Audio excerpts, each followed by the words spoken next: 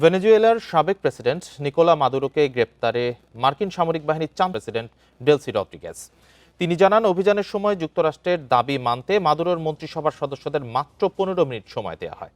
বেঁধে দেওয়া সময়ের মধ্যে দাবি না মানলে তাদের হত্যার হুমকি দেওয়া হয়েছিল। মাদুরোকে আটক করার আগেই রদ্রিগেজ ও তার ভাই ট্রাম্পকে সহায়তার কথা জানান। তবে যুক্তরাষ্ট্রের হামলার 7 দিন পর ভেনেজুয়েলায় অনুষ্ঠিত এক বৈঠকে ফাঁস হওয়া ভিডিওতে দেখা যায় অন্য মন্ত্রিসভার সদস্যরা বিশ্বাসঘাতক অভিযুক্ত হওয়ার আশঙ্কায় ছিলেন।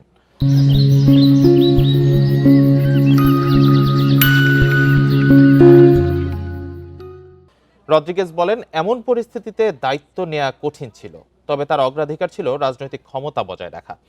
এদিকে ডোনাল্ড ট্রাম্প তার দাবি মেনে চলায় রদ্রিগেজের প্রশংসা করেছিলেন। তবে রদ্রিগেজ জানান, তিনি তা করেছেন যুক্তরাষ্ট্রের ধারাবাহিক হুমকির কারণে।